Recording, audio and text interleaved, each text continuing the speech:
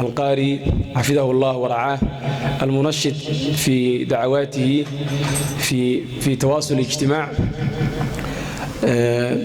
ما أنتم حاد وفر حسنا ينسود وينو القاري الإمام يحيى الله حفظه الله إلى اليوم ونشادات كيسة حقها كلا سعتين الله وزيادة ما علينا هاي marka sheekhi xagga aan ka daawan jirno maanta Ilaahay noo keenay si live marka aad iyo aad baan ugu faraxsanahay marka inteenan barnaamijkeena guda galin waxaan ku fafara doonaa aayad min dhikr al-hakim waxaan noo akhri doonaa insha Allah Abbas الطالب عباس soo dhaw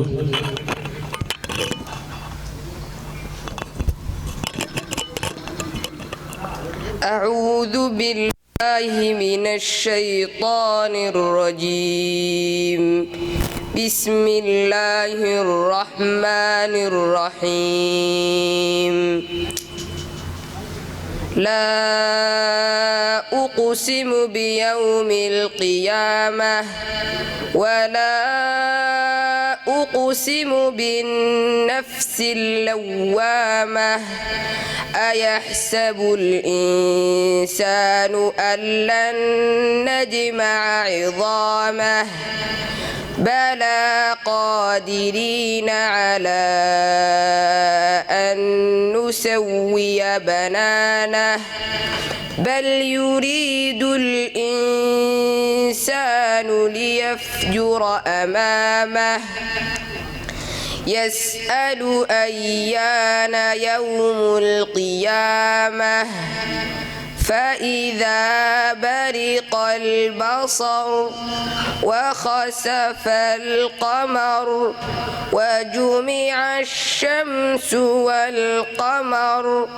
يقول الإنسان يومئذ أين المفر كلا لا وزر إلى ربك يومئذ المستقر صدق الله العظيم. بارك الله فيك الطالب عباس. شيخ نمان كان داور بحين كاسيو halka horta waxa weeyaan halka iska mutawaadica muuqaalkii iska mutawaadic uu yahay waxa weeye waxa la yiraahdaa markaz Shamsuddin lilqiraa'at al-10 mutawatira saarkay ardayda waa inta weeye waa 25 arday weeye waxaan tirada uga dhignay waa inay tayada wanaagsanaato weeye systemka ardayda in la soo yareeyana imka taqriiban sanad iyo xogaa buu socdaa waxaan saa u sameynay in tayada wanaagsanaato haddaan iyo warbixin ka siiyo waxaan ardayga markiisa wuxuu ardaygu ku aqbalaa 3 shardi shardiga koowaad waxa weeye ardayga inuu waxna qoro waxna akhriyo si kala hadii loo dhigo nimanka halka fadhiya arkayso kitaabka Ilaahay wixii ku xafidaan tafsiirka oo nin walba safxada uu ka baxaya subaxii ama labada safxadood uu ka baxayo ama saddex safxadood uu ka baxayo intaanu ka bixin marka hore uu fasiraa oo waxa isla socda xifdigii iyo tafsiirka wada socda marka 3 shardi oo ardaygu aan ku qaadanaa shardiga koowaad waxa weeye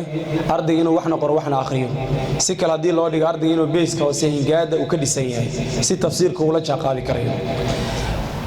shardiga labaad ardaygu ku aqbalna waxa weeye an yakuna mufarragan aw jamii'a awqatihi likitaab Ilaahi tabaaraka wa ta'ala inuu waqtigiisa oo dhan ugu faarijiyo kitaabka Ilaahay subaxii gelinka dambe iyo habeenkiiba wax kale ardayga ma qabto subaxii ilaa cishaaga wuxuu u fadhiyaa kitaabka Ilaahay waxaan soo sameynay in ardayga uu si degdeg ah kitaabka Ilaahay ku soo gabagabeeyo haduu bilow yahay waxaan ugu talagalnay 2 sano inuu ku soo afjaro kitaabka Ilaahay isagoo mudqila hadii maraakista kale uu soo marayo uu tabajis kale ku soo dhawaadayna inuu sanad ku soo afjaro oo ardayga bisha koowaad wixii ka dambeeya jadwal baa loo dejiyaa oo quraanka ku dhameeyo oo ornay bishaan xaggaas aan igsanaya ta ku xigta suurad hebel baa igsanaya ta ku xigta suurad hebel baa igsanaya ta ku xigta suurad hebel baa igsanaya ilaa uu ka dhameeyo quraanka marka systemka guud baa ardayga warqada guud baa haysta uu yaqaan goobta quraanka soo gabagabeenayo saas kale wuxuu leeyahay jadwal bilaa loo sameeyaa oo bishaan inta suuradeeda marka hore jadwalkiisa guud ugu jirtay baa safxada loo rogaa safxada wali meesha uu ka saxilaaba loo sameeyaa dina jadwalkaas bilaha weeye inta safxada bishaan laga doonayaan jadwalkaasi ugu qoranta hortiisa u dhiganaya bishaas intaas uu taagad ka dhiganaya soo dhameyn lahaa شرط استحال أن أرضي وأقبلنا وحوية أن يكون هادئا وقارا إلى حد ما أرضي إنه يا أرضي الدجن وأن قلقاني هاي هل كان الدنجدي وش حق وحلوية كان لقمية كانوا لمن كان قاعد فريا منهم مالين دنجد وما قاعدين دنجد كبروا فن وأنا ما أفكر لقى تربية وأنا أيلقوا مرة هدي كتاب كلاي تفسير كسرجانا يا قف كي بدأ هوست كوين يا معناه العلم عصبية فهم عصبية جراد عصبة وبيرية marka saddexda shardi waan ayaan ku qaadanaa ardayga hadaan in yar dul maro nidaam al-iqraa li hada al-markaz hal tusaale hadaan ku soo qaato hal suurado kale hadaan ku tusaaleeyo ardayga waxa weeye waxa horta inoo diyaarsan tafsiirka quraanka oo duuban oo safxada 604 safxadood ka kooban sidaas kale waxa inoo diyaarsan al-qaari Abdullah Basfar oo isna safxada oo 600 ku diyaarsan marka ardayga suurada marka uu marayo iyadoo tafsiirkeedu safxad uu yahay عبد الله بصفر صفحة والله وش بات الفون كيسة نقول كيشر بولي يمكن حاجة وياله مرايد لو وجرته لأن التلفون كيسة الله وش بات وتكسر دقيسته مركز تصالانه كلا صورة مركو بلا وكله مركو هو الرئيس أرد صورة الله وشر بالله مريا مر مشافها الله مريا أو أفكار الله كتاب كسكال الله بيدي أفكار الله مرنيا مر لبان كتاب كالله مرنيا سوى فرت كتابانيا kadib deetana suuradii uu soo safxadii uu soo idqaansanaya qaab uu ku soo idqaansado jirto 7 tiir buu raacaya markuu safxadii soo idqaansado aroortu soo fariisto 3 jeer buu fasiraya safxadii koowaad wareeg labaad wareeg saddexaad kadib deetana waxa weeye wuxuu raacinaya waxaan u bixinaa macluumaad as-6 lis-suura 6 qodob suurada ayuu ka sheegaya suurad walba tusaale wuxuu oranaya wakala al-baqara kala daan ku tusaaleyna wuxuu oranaya ismu suura al-baqara aayatuha 266 safxaatuha 9 ترتيبها لبا مكية ومدنية بدايتها ونهايتها صفحة صفحة كبل عبطوا صفحة اللباد يا صفحة يكون ما توا سجاري أفرتن وحورنا يسار بكبل عبطان يمين بكون ماتان معلومات كجود بصورة كشيء مركو معلومات كصورة دورنا ما يتمنجر بكوعلنيا كتاب كيسكال الله بيا ديتنا ولا قد جسنيا قرآن كأرضه عن كبرنا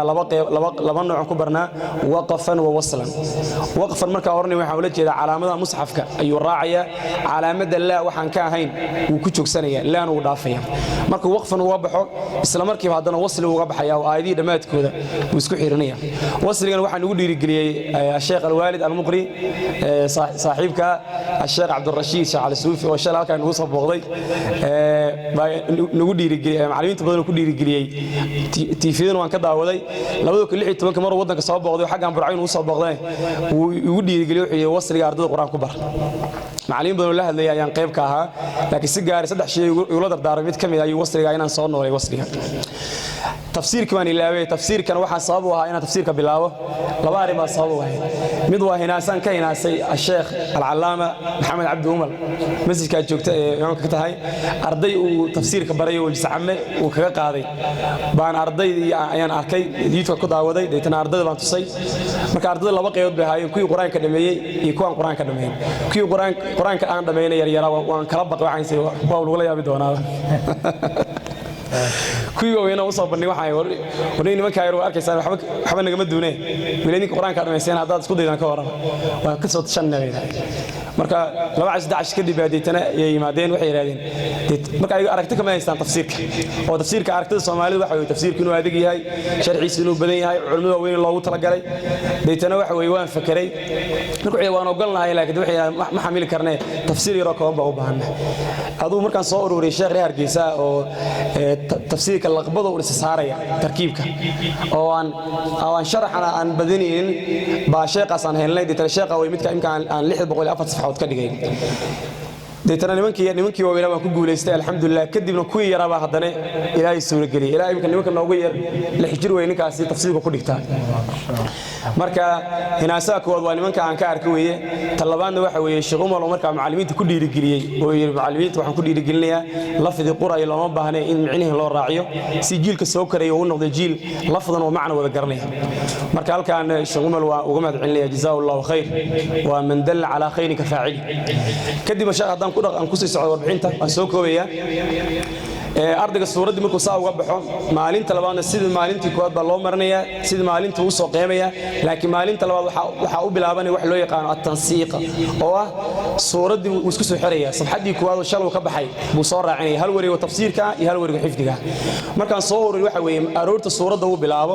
ilaa uu ka dhammeeyo maalin waliba dib uu suuraddu soo bilaabaya markuu xifdiga cusbaa ka baxo dib uu soo bilaabaya suuraddii markaa isagoo itqaansan uu dhammeynaya wali waxaan kugu darayaa ardayga meel looma sheego marka laga dhigaysanayo meel loogama saaro xifdiga waa la isla yaqaan oo macruuf xataa iska wadaaf tajwiidka hadduu meelaha qaarkida uu galo oo aan sira looma dhaafi karo meeshan laga saxaa haddii suuragali weydo kiishkiisa ayuu muraayad kala soo baxaa deetan halkaa tag baa ku soo celceli deedna markuu soo saxo iyo yimaadaan ka dhigaystaan suuradda markuu dhameeyo xiriiriska suuradda xagga malaha xiriiris baa laga yaqaan xagga laga yaqaan xiriiris halkan laga yaqaan xiriiris waxa weeye ardayga suuraddii uu xiriirinaya waa 10 10 jeer tafsiirka iyo 10 jeer xifdiga iyo suuraddii ayuu 10 jeer xifdiga iyo 10 jeer tafsiirka laga dhigaysanaya xifdigana 5 jeer waa bil waqf 5 jeer waa bil wasl markuu suuradda inta ku dhameeyo dabadeetana ayuu wuxuu sameeyay wax loo yaqaan ticdaadul aayaat isagoo inta dhameeyo suuraddii haymaasha sida faatixada u haya ayuu ticdaad sameeyay ticdaadkan waxa uu la jeedaa aayadaha si isugu xigaan buu hoos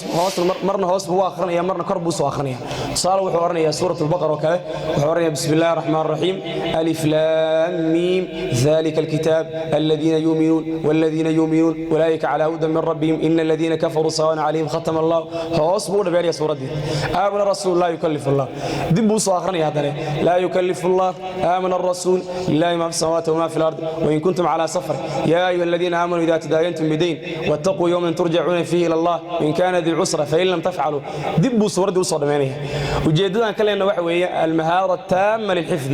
إنه حفظ جيس كالسورية ده ما يسترون قدر يما وعيد الله سوق طب ومركب آخرين كريو وعيدا يسوي سوي كانوا وقرنيه مركو أنت هذا ما يدبيتنا أي واحد سمينا خميس توصل رئيسوي قاسي أي واحد سمي أرض سورة قرية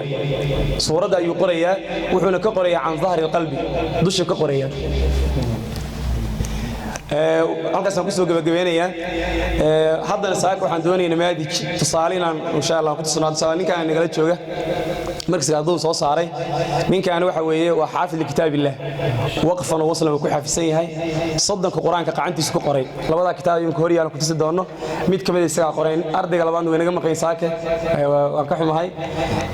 ardaygan uu quraanka wuxuu ku qaybsan yahay biraqmi kulli safha oo biraqmi kulli aaya aayadu nambarkeeda iyo safxadeeda ku qaybsan waxa inta u dheeraada micnihi quraankan uu garanaya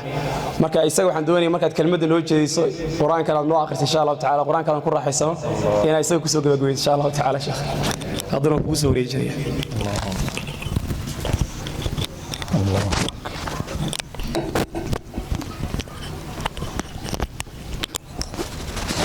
masha Allah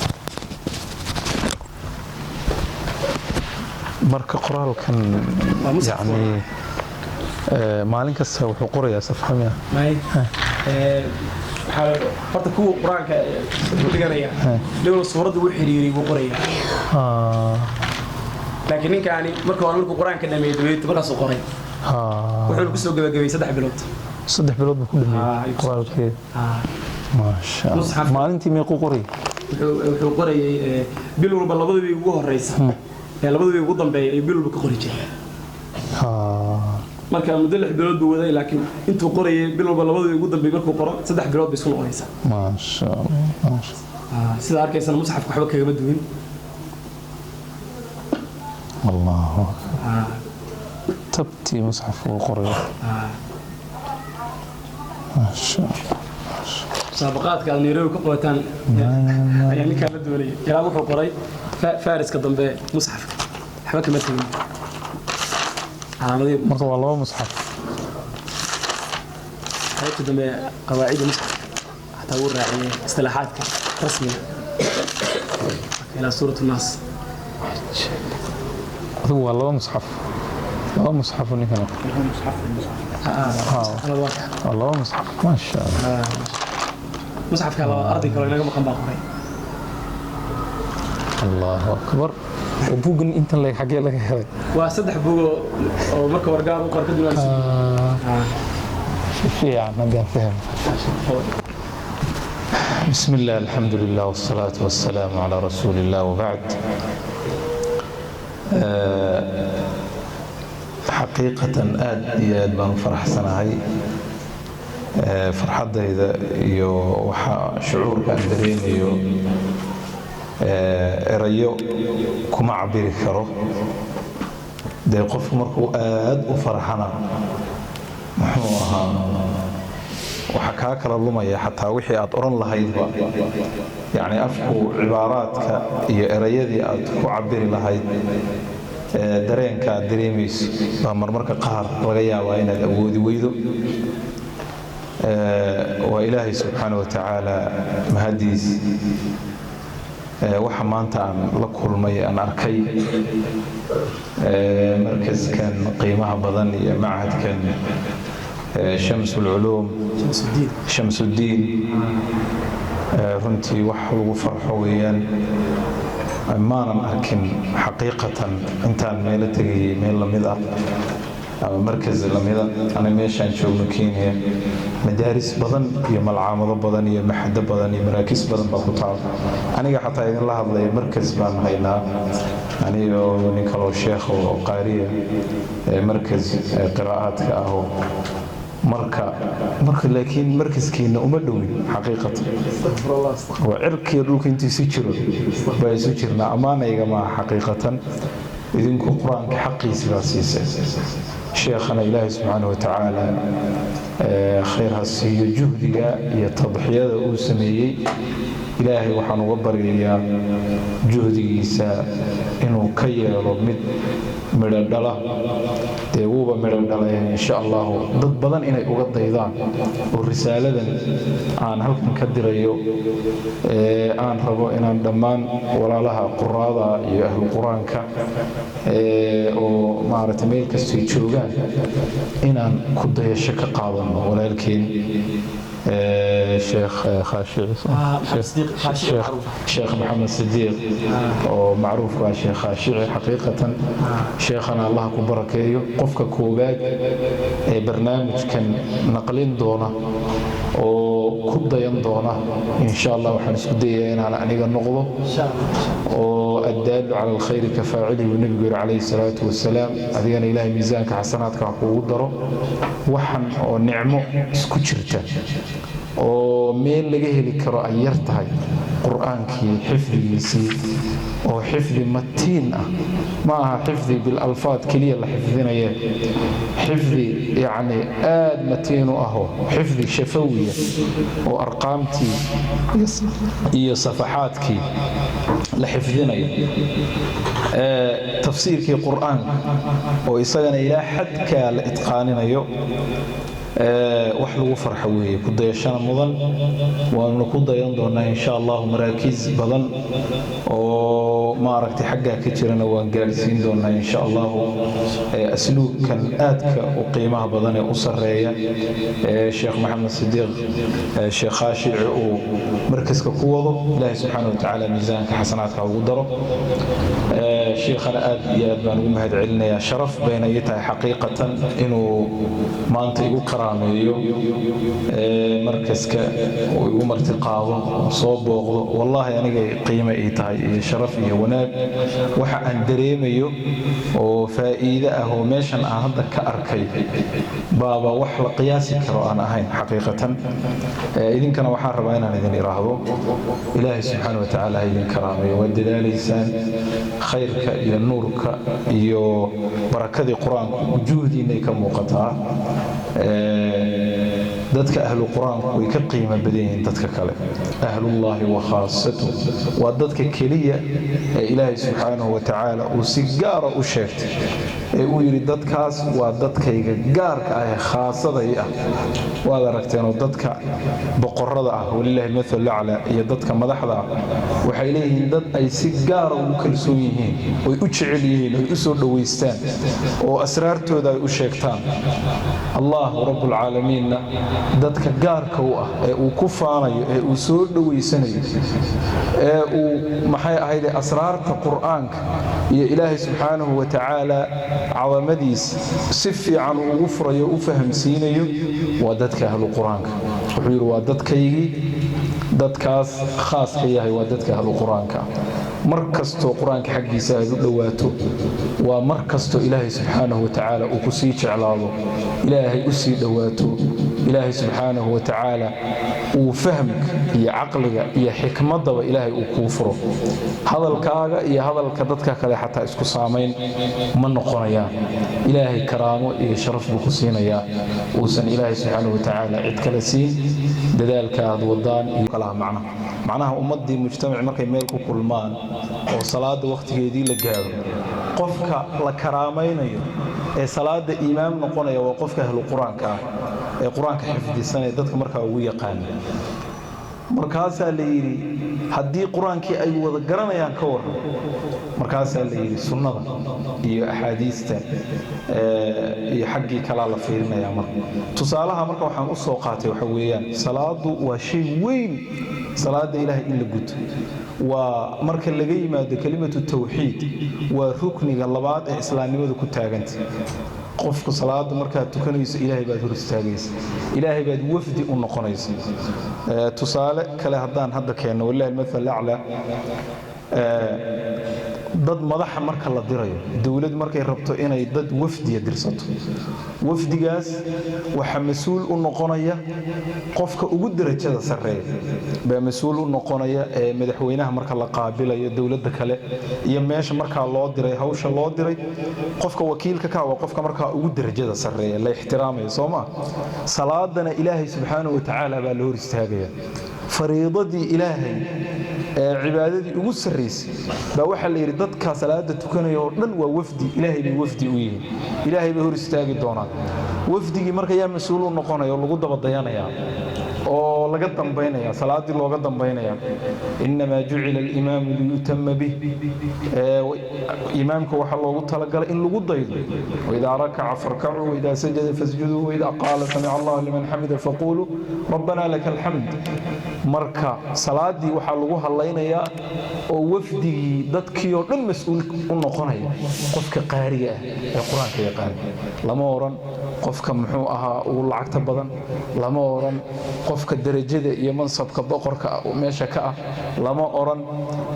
qofka ugu qabiilka sareeya lama oran qofka ugu quruxda badan lama oran muxuu ahaa qofka ugu حتى فقهي iyo xagaas quraanka waa lagu horeysay fiir quraanku wax ka siisa kowka maalinka qiyaamahana waxa kaliya ee shafaacadiisa la hubo ee lagu badbaadayo dad badan baa shafaaca qaadi doona malaa'ikta muxuu ahaa anbiyada dadka saalixiinta ah shuruud bay waliba shafaacadaas leedahay maalinta xaaladdu ay culus tahay adag tahay ee ilaahay subhanahu wa ta'ala qorraxda halkan qadru mil inta qorraxda la keeno dadku ay dhahaan ilaahu meesha ma aragtay naga dhaqaajona kala xukun oo dadka dhididkooda u harqiyo waxa kaliya maalinta shafaacadiisa la isku hubo waxa laga yaabaa in laga diido dadka qaar shafaacadu laakiin quraanka marna shafaacadiisa ilaahay subhanahu wa ta'ala ma diidi doon wala aqbalaya isaga وكإمام الشاطبي لها وإن كتاب الله أوثق شافع وأغنى غناء واهبا متفضلا ومثل لوغو كلسوني ذا بدين شفاعة عديس سورة البقرة هي سورة آل عمران باقران كهركع يهجامني مركاسي لي كهر لحظة إله ما أنت قفكا فلان بن فلان إله ونآخرين شري ونسو حفظي مالين يهبين بون آخرين شري ونوصو رغم ما أنت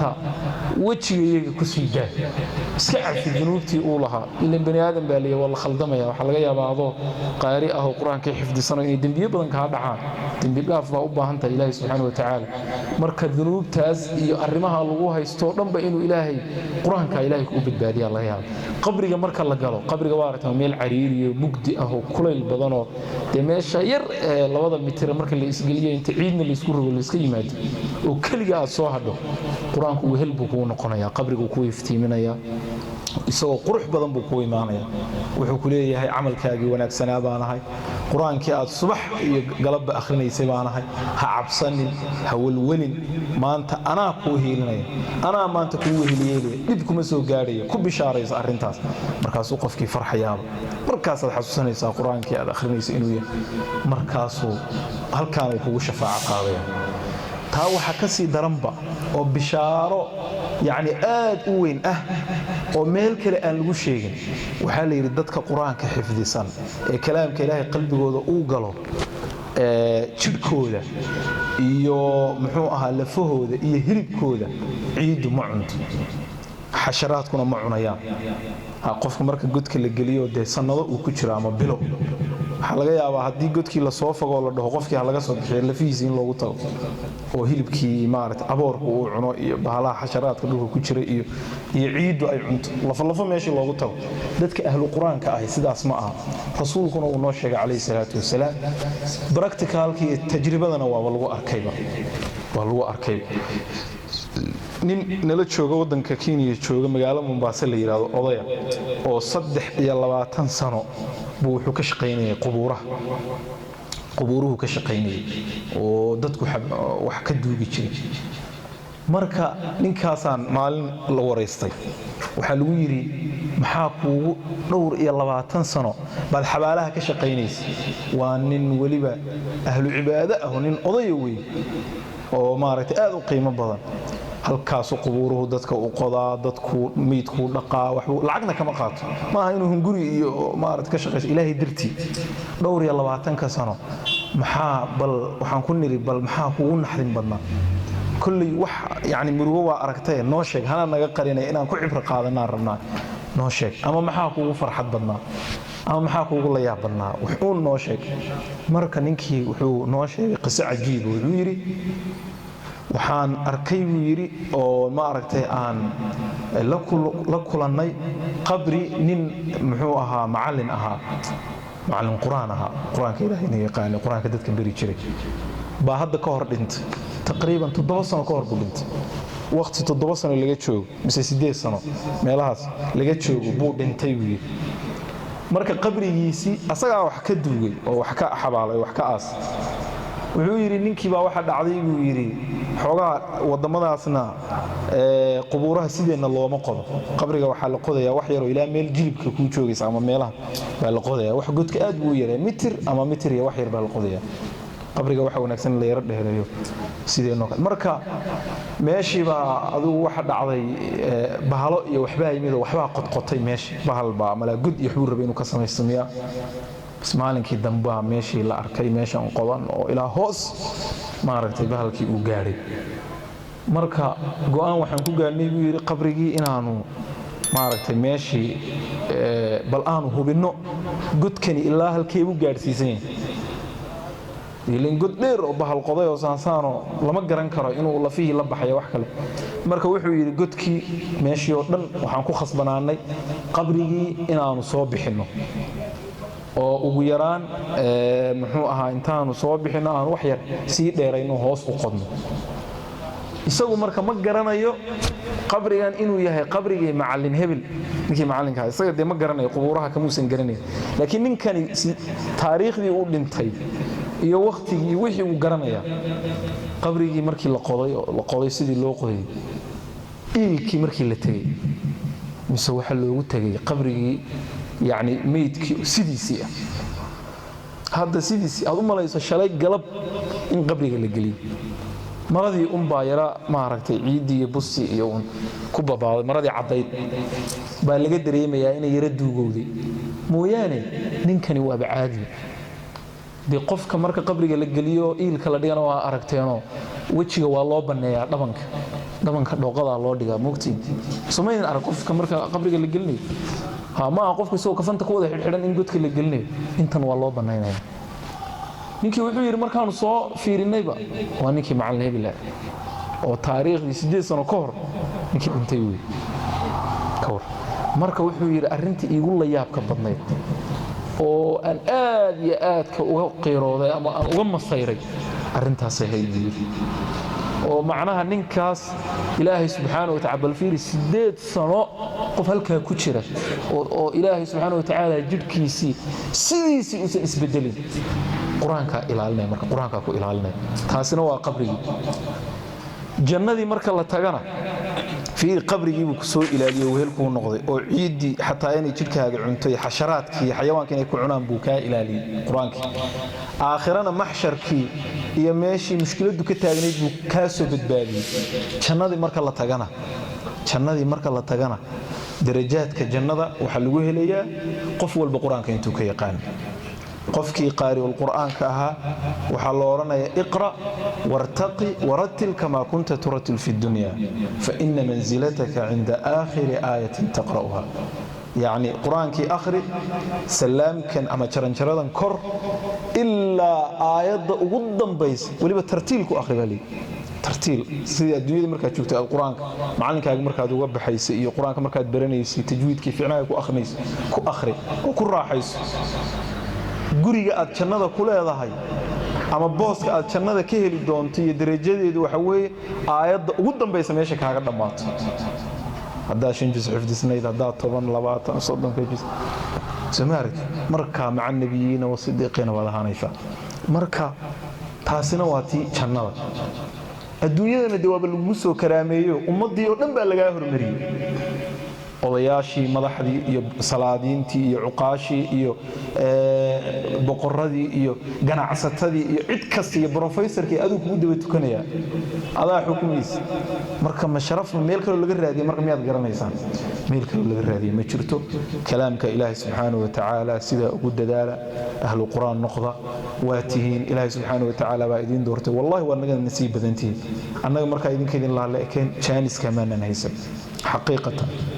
قرآن وحن برني لفظها حروف تماشى كقرآن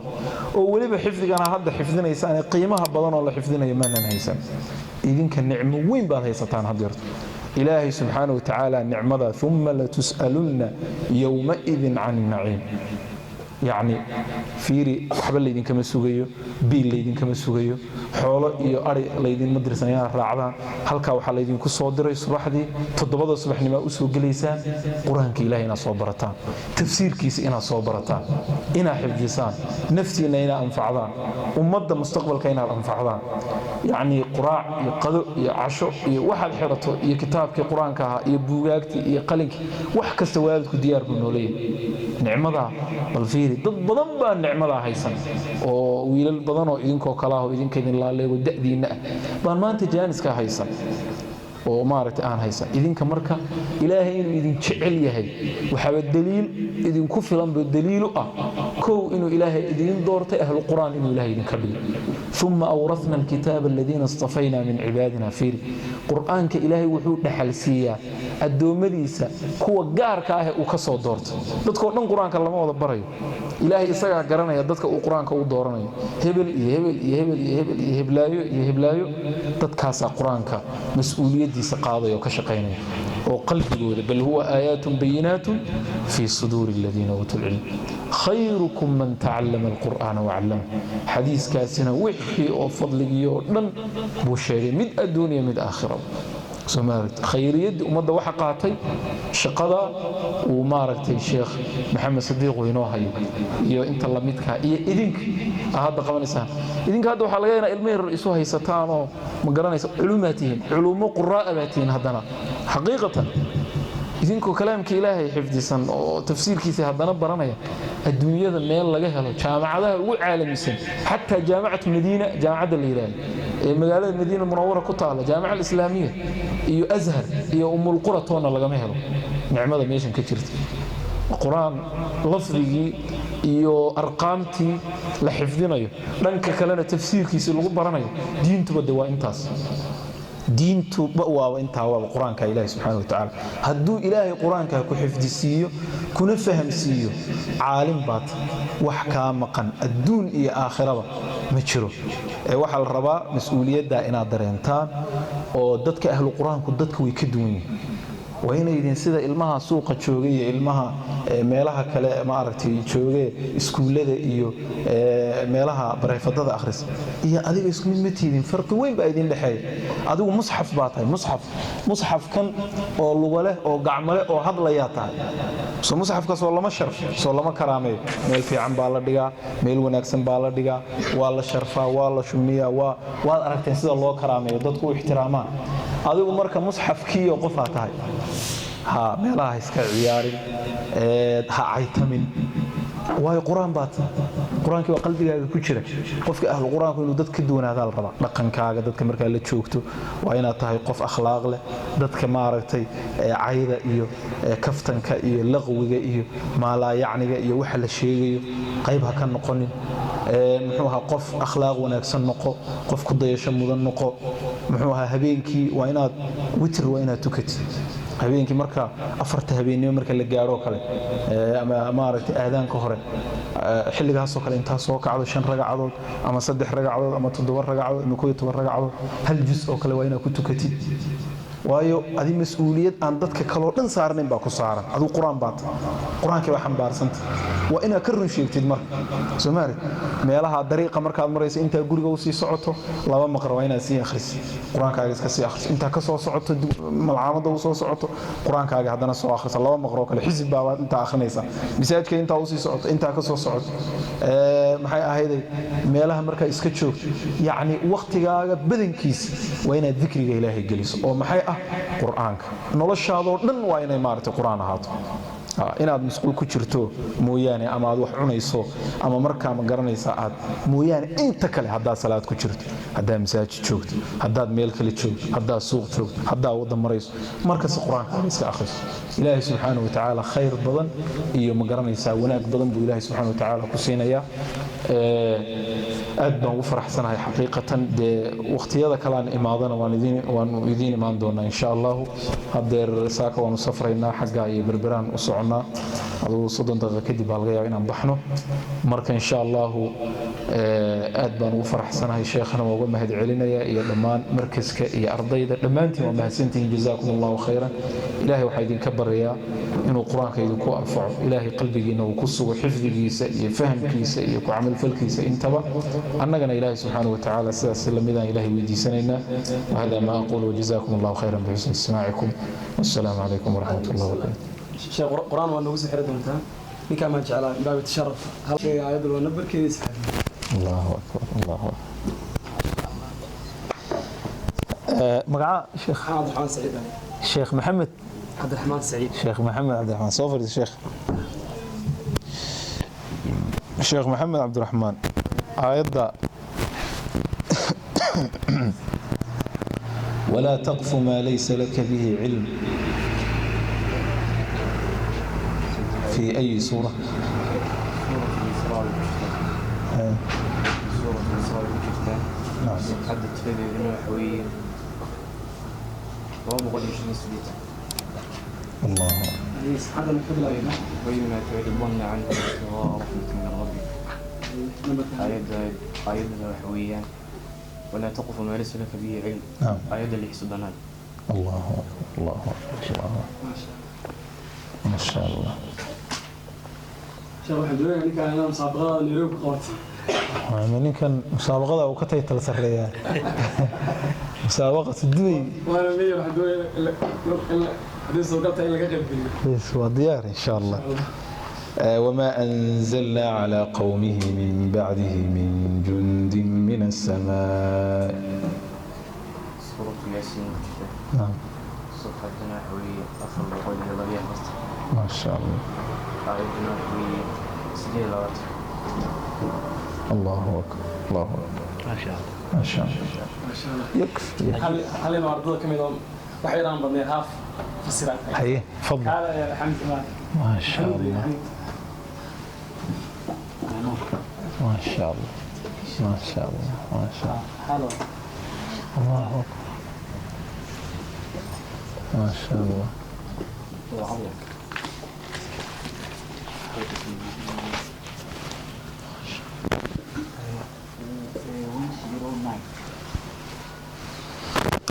ما شاء الله نسيت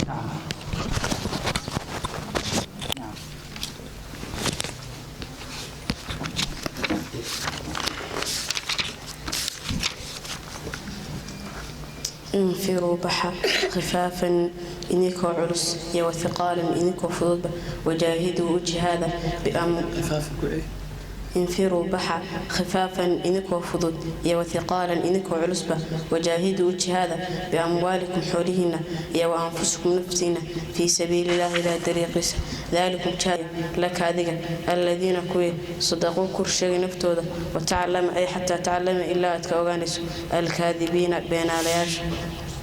لا يستأذنك كما في سحقاتنا محمد عليه الصلاة والسلام الذين كوا يؤمنون رمي بالله عليه واليوم ما أنت الآخر دم أن يجاهدوا جهادا كما في سحقاتان بأموالهم حوله هذا وأنفسهم نفتوذا والله أله عليم الله عند بغدوي بالمتقين ومتقين إنما يستأذنك وحكا في سحقاتون الذين كوا لا يؤمنون الرمين بالله يا ولا باليوم ما نسأل آخر ذنب والرتابة والشك قلوبهم قلوب تود فهم في ريبهم شك يترددون كل نقنيه. عمد عليه أنت أصل عضو سفر وين أنت أصل وقف في وسط بحر لماذا؟ أي أنت وقف في بحر هذا وسط بحر. أعوذ بالله من الشيطان الرجيم. انفروا خفافا وثقالا وجاهدوا بأموالكم وأنفسكم في سبيل الله ذلكم خير لكم إن كنتم تعلمون. لو كان عرضا قريبا وسفرا قاصدا لاتبعوك ولكن بعدت عليهم الشقة وسيحلفون بالله لو استطعنا لخرجنا معكم يهلكون أنفسهم والله يعلم إنهم لكاذبون. عفى الله عنك لما أذنت لهم حتى يتبين لك الذين صدقوا وتعلم الكاذبين.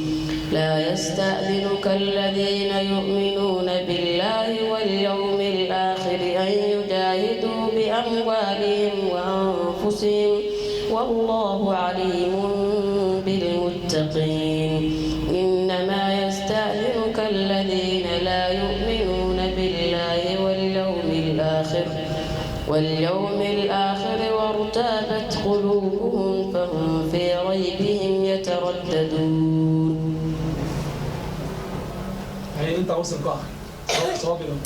الله عزيز حكيم. انفروا خفافا وثقالا وجاهدوا بأموالكم وأنفسكم في سبيل الله ذلكم خير لكم إن كنتم تعلمون. كان عرضا قريبا وسفرا قاصدا لاتبعوك ولكن بعدت عليهم الشقة وسيحلفون بالله لو استطعنا لخرجنا معكم يهلكون أنفسهم والله يعلم إنهم لكاذبون. عفى الله عنك لما أذنتهم حتى يتبين لك الذين صدقوا وتعلم كاذبين. لا يستأذنك الذين يؤمنون بالله واليوم الآخر أن يجاهدوا بأموالهم وأنفسهم والله عليم بالمتقين. إنما يستأذنك الذين لا يؤمنون بالله واليوم الآخر وارتابت قلوبهم فهم في ريبهم يترددون. بارك الله فيك. إن شاء الله. أنت شيخ دوس حلو. شيخ أنس القباني لا شيخ أنس تفضل. كمل. تفضل. ما شاء الله. بسم الله الرحمن الرحيم وصلى الله وسلم على سيدنا محمد وعلى آله وصحبه وسلم وبعد. ماشي waxaan hadda sheego wallahi ma garanay xaqiiqo arday كلام الله سبحانه وتعالى قيبتي حفظا وفهما ومعنى وأرين عجيب بدن وحي قرآن خير في سنة وحنا قال هذي إمام كنا قال يا إمام يحيى أنت مال أنت جاي ما أنت كور مؤينه وحنا لا أويي الله أكبر عجيب ماشي وحنا كده عارين عجيب بدن النبي عليه الصلاة والسلام وحيد حديث كان نواس بن سمعان وحي الرسول كم مغلوي يؤتى يوم القيامة القرآن هو إيمان يا معنى القيامة بالقرآن وأهله الذين كانوا يعملون به في الدنيا كو أدوية كو عمل فالجري تقدمه سورة البقرة هذا سورة البقرة قامينيسو هو آل عمران سورة آل عمران تحاجان حاليهم عن صاحبهما صاحبك قرآن كبرتي كو عمل فلي كو رقمي يسألك الناس عن الساعة قل إنما علمها عند الله وما يدريك لعل الساعة تكون قريبا إن الله لعن الكافرين وأعد لهم سعيرا خالدين فيها أبدا لا يجدون وليا ولا نصيرا يوم تقلب وجوههم في النار يقولون يا ليتنا أطعنا الله وأطعنا الرسول وقالوا ربنا إنا أطعنا سادتنا وكبراءنا فأضلونا السبيل ربنا آتهم ضعفين من العذاب والعنهم لعنا كثيرا يا أيها الذين آمنوا لا تكونوا كالذين آذوا موسى فبرأه الله مما قالوا وكان عند الله وجيها يا أيها الذين آمنوا اتقوا الله وقولوا قولا سديدا يصلح لكم أعمالكم ويغفر لكم ذنوبكم ومن يطع الله ورسوله فقد فاز فوزا عظيما إنا عرضنا الأمانة على السماوات والأرض والجبال فأبين أن يحملنها وأشفقن منها وحملها الإنسان إنه كان ظلوما جهولا ليعذب الله المنافقين والمنافقات والمشركين والمشركات ويتوب الله على المؤمنين والمؤمنات وكان الله غفورا رحيما صدق الله العظيم. جزاك الله خير. بسم الله الحمد لله والثناء لله والصلاة والسلام على رسول الله. يا ربنا لك الحمد كما ينبغي لجلال وجهك ولعظيم سلطانك. اللهم صل على محمد في الأولين وصل على محمد في الآخرين وصل على محمد في الملأ الأعلى إلى يوم الدين. اللهم ارحمنا بالقرآن العظيم واجعله لنا إماما ونورا وهدى ورحمة. اللهم ذكرنا منه ما نسينا وعلمنا منه ما جهلنا وارزقنا تلاوته آناء الليل وأطراف النهار واجعله لنا حجة يا رب العالمين. اللهم آت نفوسنا تقواها اللهم زكها أنت خير من زكاها أنت وليها مولاها. اللهم اجعل جمعنا هذا جمع مرحوما وتفرقنا من بعده تفرقا معصوما ولا تجعل فينا ولا معنا شقيا ولا محروما برحمتك يا أرحم الراحمين. ربنا آتنا في الدنيا حسنة وفي الآخرة حسنة وقنا عذاب النار. اللهم إنا نسألك الجنة ونعوذ بك من النار. اللهم إنا نسألك علما نافعا ورزقا طيبا وعملا متقبلا. اللهم إنا نعوذ بك من علم لا ينفع ومن قلب لا يخشع ومن نفس لا تشبع ومن دعوة لا يستجاب لها ونعوذ بك من هؤلاء الأربع. ربنا تقبل منا إنك أنت السميع العليم وتب علينا إنك أنت التواب الرحيم. وآخر دعوانا أن الحمد لله رب العالمين وصلى الله وسلم وبارك على سيدنا ونبينا محمد وعلى آله وصحبه وسلم تسليما كثيرا. جزاك الله خير وجعل الله في ميزان دينكم نوسو دعاء إن شاء الله. الله يبارك كل يوم شيخ مركو أورنيو waxaan helin baa haysan waa tawaaducan weeye ku dagmeene wanaagan baa arkaysa sheekh